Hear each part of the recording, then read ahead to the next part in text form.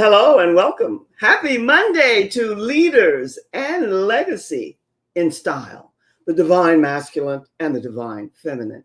I am Joy Ruffin, your mentor, your minister of enlightenment, awareness, and awakenings. Oh, I also work as a leadership and signature style specialist, and every Monday I bring to you a featured guest speaker. This month, my League of Eagles is raining men. All of my featured guest speakers were leaders and legacy and style this month. They're men. And today we have Dr. Robert Ott, a positive psychologist, a practitioner, professor, a business consultant, an accomplished author with over a decade of experience. I have known this handsome guy for quite a while. We're old friends. You know, it's a love fest here all the time. He's passionate about cultivating dynamic, high-performing teams, both remotely and in person. Now, I could go on and on and on. You know I can. But I want you just to sit back, relax, and help me welcome He's Dr. Robert Ott, but you can call him Robert. Dr. Robert Ott, as they say in the telly, come on up and welcome. Hi, Joey. How are you doing? It's so good to have you. Well. That's good. It's great to have you here because, you know, psychology is one of my favorite subjects. You don't have to ask me why. I think you might know. But tell me, before we get going here, very briefly, how did you come to being a doctor of psychology? Positive psychology is how I like it. Well, that's a really fascinating question. You know, when you think about the breadth and the depth of psychology, let's start off with a definition that brings all the various constitutional parts of psychology together. So let's start by saying that we all exist simultaneously on multiple levels. We exist at the subatomic level, the atomic level, then there's the level of the molecular.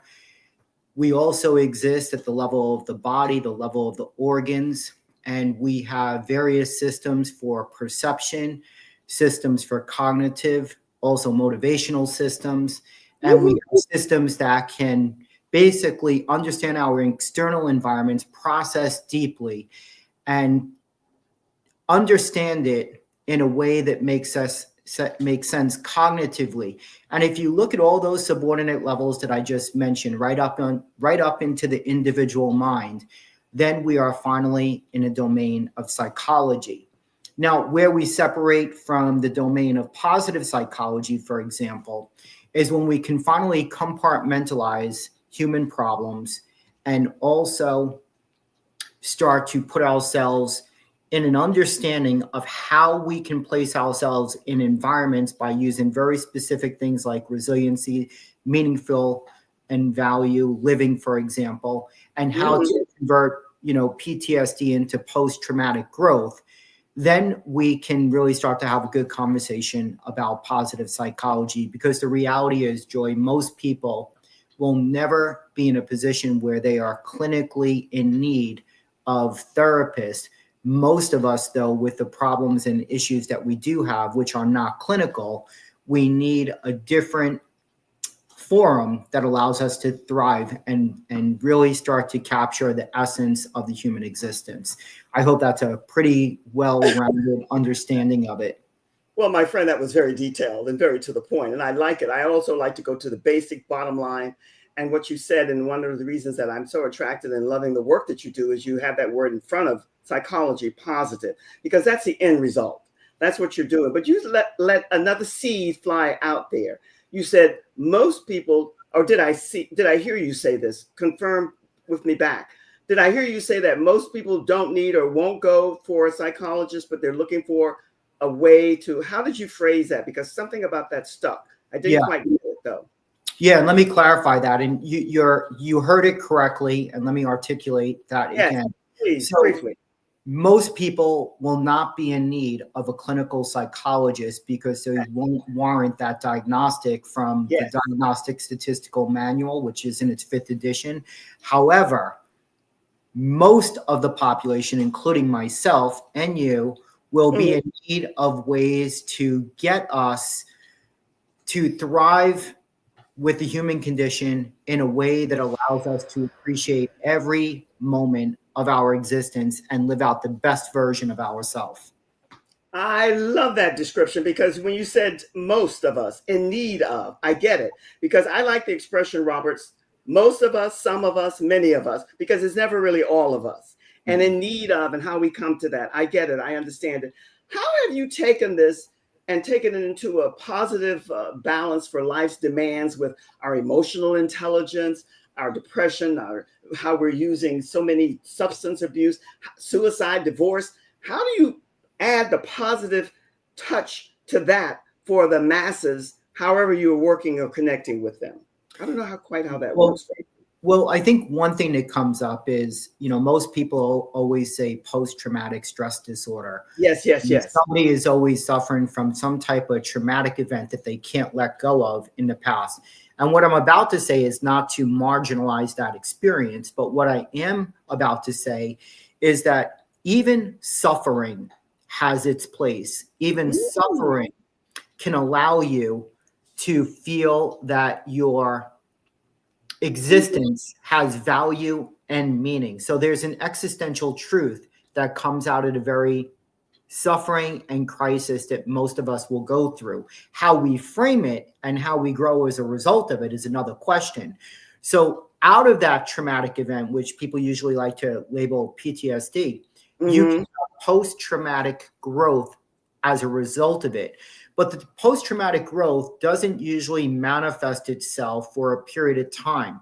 That period of time allows some level of introspection that takes place that has a transformational effect on people. And for me, certainly a spiritual component to it that allows you to embrace the very suffering that you wish never actually occurred, because it changes you on the most micro level possible, and it changes your way of thinking, and it also allows you to reframe these painful experiences. So now you're in a position of growth. And when you're in a position of growth, and when you're in a leadership position, for example, and you're starting to take on responsibility in the community, and then you start to realize that I can shoulder a greater deal of responsibility, and as a result of that, it changes the very moral fiber in your being. And now you become a beacon of hope, a light of hope, which I think you used the word enlightenment earlier. Yes. In your community. And it can have that transformational effect on individuals that just can't let go.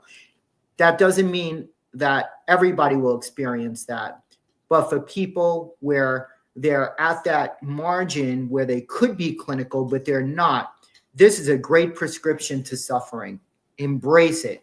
There's an existential value that comes out of this. And you see that written across the literature when it comes to Nietzsche, or it comes to Frankl, or it comes to Dostoevsky, or, even Tolstoy, War and Peace has moments where he talks. I mean, I think you said last time that you read Crime and Punishment early, like when you were 15, 16, that blows my mind away. But nevertheless, there's these nuggets of truth that these great writers say, and there's no mistake when Sigmund Freud says that he believes that the first true psychologist was Fyodor Dostoevsky, even though he wasn't trained to be, but he understood the human condition. I'll stop there for a moment.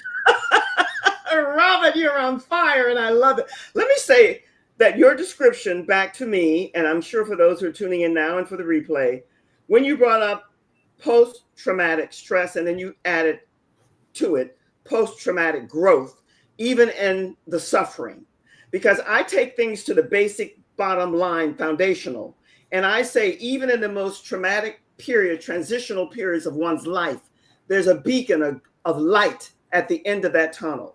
And our assignment in that evolving and growth is to find it. And you just said it in a whole different way, but that's the base bottom line as I see it. Am I far off on that? No, you're not far off. And if you want, I'll give you two anecdotal examples. If you look at Friedrich Nietzsche, for example, he uses the word why and how. Now that's important to understand why and how. Yes.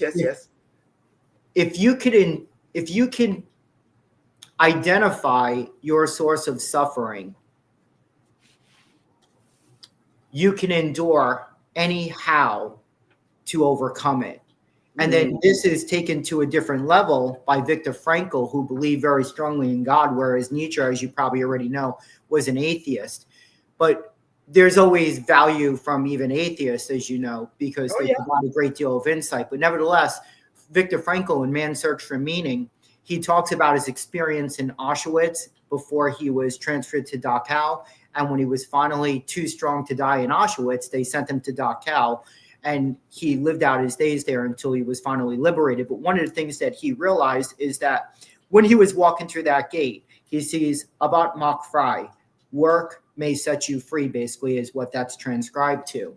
And for Viktor Frankl, I think that was a starting point for him to understand how to reframe the suffering in a camp like that and understand his interaction with people. And although he was not being employed, and although he wasn't being given a paycheck, and he was removed from the very books and intellect that he's become accustomed to, what he did have was community. There was a culture of Jewish people in there that developed a community.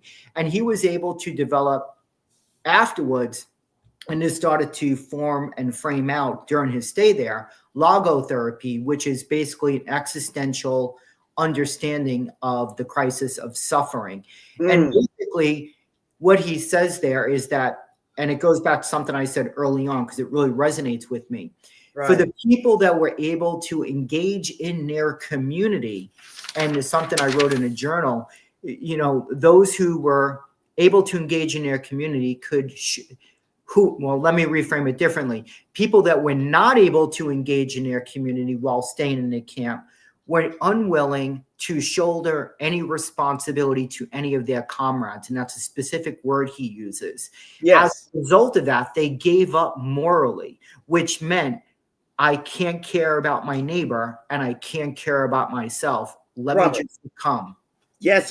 I love this, but you know, you bringing up three basic foundational pieces for me and for you too. I don't have to ask, I know. It's first family, and then it's relationships, and then it's community. But you said something earlier. We're going to take a little reset. I want to make sure that I heard this because I must have fallen in love with Dostoevsky. Maybe I was 13, 14, 15 years old, the oldest.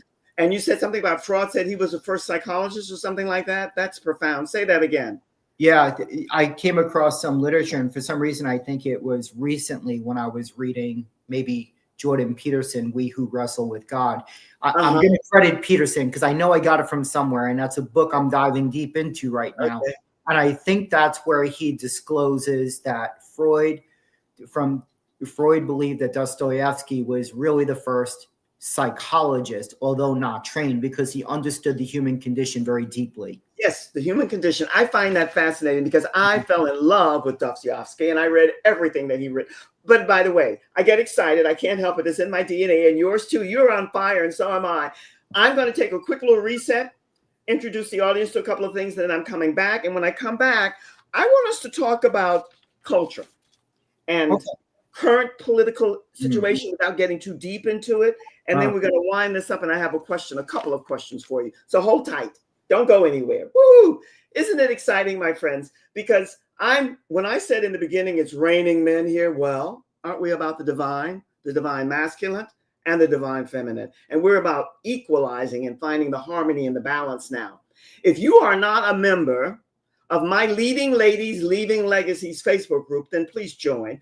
Robert has a favorite lady, I'm sure, and I'm going to ask him to ask her to join, or I will ask her myself, because we're all about your vision, your mission, and your purpose. It's all about coming together as a community and building a structure, foundation together that's all about collaboration. That said, I now have a YouTube channel. Connect with me there. Go there. We are doing one a week, but there are lots of other videos there as well. And subscribe because we want to build. And as we build this community, my Facebook, Fashioning Femininity, Style, and Truth, we're going to invite you to come in so that we can do more one-on-one interactions with each other. And if you are not that familiar with Dr. Robert Ott, PhD, you're going to get his practical approach to life satisfaction. Take a screenshot, take a snapshot, and take yourself to a one-on-one meeting with Robert. And then you will find his practical approach to life satisfactions, is never ending and always eye-opening. So that, my friends, a screenshot or snapshot. And I'm going to go back now and meet with Robert. Robert, we're both on fire here today. And I love that we are, because your work excites me. I think I told you my sister was a psychologist. You did. And yeah. And she got 2 master's degrees, and then she went for the PhD. Now, I didn't go in that direction, but she and I had the juiciest conversations, as you and I always have. So I love the work that you're doing. Tell us a little bit about what you feel about the meaning of life and how we're tying that in, without getting too political, with the current political circle that we're in. Woohoo, that's a biggie. The meaning of life is going to be a very subjective term for a lot of people. Yes, indeed. And we have to understand what is somebody's meaning in life, what is their truth. And I just want to draw attention to self-determinism theory in psychology, because it talks about intrinsic and extrinsic motivation. It's about motivation, what compels people to do things. And one of the things that it says is that if we're always focused, as far as a matrix is concerned, on external validators like power and wealth, these individuals tend to have the lowest subjective well-being. Whereas individuals that can internalize information or are intrinsically motivated to do things because they have higher competence and they also have more autonomy, which means more independence, they tend to focus more on the quality of relationships and also personal development. And they tend to have the higher degree of subjective well-being. Now, these types of things are important, and maybe one of the things that we could look at from a social policy perspective is, why is it that countries like Norway, for example, in the northern region of Europe, have the highest degree of life satisfaction? And there was a study that appears in one of my books, and when they measured life satisfaction across 26 countries, and it doesn't actually state which countries, but you'll get the premise. It says Chile in South America had the highest degree of satisfaction in life, whereas Spain and also Belarus has the lowest. Now, if you look historically at Belarus, for example, and even Spain, somewhere around 1973 is when Francisco Franco finally passed on. And with that, you saw early on the monarchy was already reinstalled, I believe, maybe sometime in the 50s. But nevertheless, they didn't have control and power. But after Franco finally succumbed to life, the democracy really started to develop. Now, there's an incubation period there. And as a result of that, Spain is still in that infancy when it comes to democracy. And I think that's one of the reasons why Spain historically is showing low levels of satisfaction. You look at Belarus, the Iron Curtain on the Eastern Bloc, as Churchill famously said, didn't fall down until 1989, and in some cases it was even 1991 as it went down each Eastern Bloc state. And Belarus is no exception there. So as a result of this, you've got communist rule, you've got culture being suppressed, you've got creativity at an all-time low, you have low access to health care, you've got people fearful every day. Did I say the right thing? Did I not say the right thing? Am I going to get a knock at the door? And, they should be scared, because it wasn't until, let's just say, from about 1919, when the Soviet Union finally put a plan in action about what the gulags would be like. And it wasn't until Solzhenitsyn talked about it elegantly and crudely, for that matter, and rightfully so, in the Gulag Archipelago, that the archipelago didn't actually fall apart until 1957, several years after Stalin's death, when the camps were finally, I don't want to use the word outlawed, but I will say they were finally dismantled. Yes. I think there's an element of that unlawfulness there. Let me ask you something, Robert. I received everything that you just shared with us there, and I concur and agree and can align with it. Do you feel life isn't sometimes fair, but it is beautiful? Do you feel that maybe here in the States that feeling of unsettled and uncertainty and not feeling safe, do you feel, not because you're in another generation, but do you think it's more prevalent now reading back from the beginning of time in history up until now? Or is it just our time to have that feeling now? I think there's an element where many people feel that way. Yeah. It's difficult to want to speak honestly and openly at your employers. I'm working 3 different institutions in education, and because of reprisal, I'm very well aware of that. And as an individual, I would be fearful to express some of my feelings because of all the persecution that we have seen over the last 10 years, for example. Yes. But people being maybe too conservative in their thoughts, and now it's too liberal in their thoughts, and so forth. And I also, Robert, I think that was in the makings before the pandemic, but since the pandemic, and then with AI becoming so permeating the whole society, I think it's more prevalent now. I think so. And we should be scared, and we need to figure out a way to curtail AI. And AI's got a lot of utility, don't get me wrong. Oh, yes, but you can clearly see how it can be used for malcontent purposes. Right. And it could be very dangerous for society. So these concerns are real.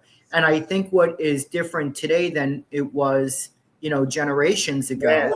The Nazis, for example, were great at disinformation. During the time of Julius Caesar, the same thing. This is nothing new. Just read Sun Tzu's Art of War, and you'll see it play out right there. What is different is the way we use technology to amplify those messages that have the potential to go to all 4 corners of the world with great efficacy. And that's why we should be scared.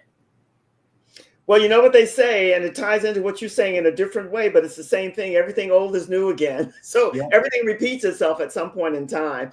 I have to tell you, you and I could go on and on and on, and yet I know that there's a lot of things in the making for you. So share with us in the minutes that we have left, and we have a few, what are you working on? Because we can already tell all of us that you're consumed by the work that you're doing and that you're really more than excelling in it.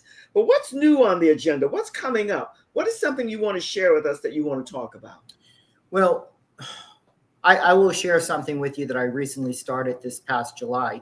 Well, 2 things. I'm working on 2 books. Woohoo! I'm working on a novella, which is going to have like a moral theme that ties nihilism into meaning from an existential perspective. And that's because of all my reading between, like Albert Camus, and then we've got Nietzsche, and then we've got Fyodor Dostoevsky, and then we've got others to mention as well. But that's one thing that I just put aside. I've been working on it, and I decided to put that aside for a non-fictional piece that I'm working on, and I'm almost done with chapter 1. And that's taken up a lot of my time. And I start this process at 3:00 in the morning. That's when I actually start. And because there's a lot of reading and research that goes into it. So the title of the book was, strangely enough, I came up with the title before I actually started writing it. But it's called The Silence Before the Rubicon. And the story takes place based on Caesar's marching his 13th Legion from Gaul into Italy by crossing the Rubicon. So I'm going to talk about the physical, the spiritual effects from it, and so forth. I'm tracing back motivation, because economics is a great motivator for people's behavior, and Caesar's certainly no exception. So this is the big piece that I'm working on right now. I'm hoping it'll be done within a year, but that might be a little bit too. You mentioned the moral theme, and what because I always say in my talks and my conversations, somehow we need to get more in alignment, not knocking a big negative, with our moral compass. So what is the moral theme that you'll have in this novella that you're putting together in the other book? Well, with the novella, what I imagine is I want to really dive deep into nihilism and try to come up with a meta truth from an existential perspective that gives us an understanding of why suffering makes sense and how we can actually embody the meaning that could evolve as a direct outgrowth of that experience. And one of the other things too, we live in a time where atheism is so popular, and that's no coincidence, because we have Luciferian thought taking place. We also recognize that people have abandoned moral principles and moral precepts from the church. And as a result of that, you've got people thinking, well, what is the purpose of life? I don't understand it because I reject religion and all of the moral precepts that come with it. And I have to remind people, when Nietzsche did that, eventually he lost his mind. So that might be a little foreshadowing right there. Whoa, whoa, whoa, whoa. I tell you, this is so exciting. Listen, before we say so long for now, because it is only for now, tell us about that great, handsome looking guy that's at your back there on the right side, Marcus Aurelius. Tell us why you're so as mesmerized by him. Yeah. Share with us. I'll start by saying that he's Rome's philosopher emperor, and for good reason. If you've ever read Meditations, I've read it twice already, and it's just such a good piece of work because he never intended it to be released to the public. He wrote it as he was traveling through the Danube with his legionaries, conquering neighboring regions and thinking about various things that take place through these idyllic villages. And he was a pretty fair and equitable emperor. And, one thing that caught me with Meditations, many things, but one thing that always stands out, and I write about this in my previous book that you highlighted earlier, he says that Rome is the mother of crime, or poverty is the mother of crime, which ties right into Rome because of the policies that they have in place that favor the aristocratic class and the people that were basically praetors or commoners, as you can, of course, call them. He started thinking about policies that could be beneficial for them. And he's interesting. So when I think about somebody that's worthy to be on that Ionic pedestal right there, it's certainly Aurelius, because he embodies what true leadership is. Leadership is not about acting out on every whim. It's about being reasonable and acting with deterministic moral. I don't want to use the word superiority, but I just said it. But with a moral compass that drives your behavior. In other words, I think Aurelius was a good steward for the people. You know what? I'm sorry, Rob, but you're using the word that I really love. He embodied for you and for most of us what leadership is all about. Now, I have a new platform that I'm using here somewhat. I'm going to ask you, we're ending up here now. But before I ask you what your pearls of wisdom might be in the takeaway, I'm going to ask you, how do you align divine femininity style and equality with your leadership style? Because you spoke to Marcus Aurelius and his leadership style, how it embodied the essence of what it is. So how would you address that question? So the divine femininity, one thing comes to mind, Joy, because I realize how modest you are when you dress, and yet you embody femininity. Women need to be taught, girls, adolescents need to be taught not to over-sexualize their bodies. When they go out, they can't appear like they're going to a gym or going to a beach. They need to basically dress with grace, sophistication, if they want anybody to take them seriously. You just roll right into my ballpark, and I love it. Robert, it's always fun. You and I could go on and on and on, but what takeaway do you want to leave the audience with? What pearls of wisdom? What do you want us to walk away with here today? You've given us so much, and thank you. The soul becomes dyed with the color of your thoughts, Marcus Aurelius. If we understand how our thoughts can affect our soul, we will be more cautious about how we behave and how we think. Woo! Thank you. Thank you. My engineer is going to shoot you into the green room, but I just loved our time together. I can't wait to hear the replay. Thank you, Robert. Thank you. Whew. I have to say that it's always a pleasure. This is the beginning of a fabulous week. It's Monday. So make sure that you make the best of every day and take away some of those pearls of wisdom that Dr. Robert Ott left us with. And then when you replay this or listen to it again, you'll find lots of gems there, lots of pearls that you'll be able to utilize. Friends, my League of Eagles, it's always my pleasure to share time and space with you. From my heart to yours, always much, much love and all the best. Have a great week. Cheers.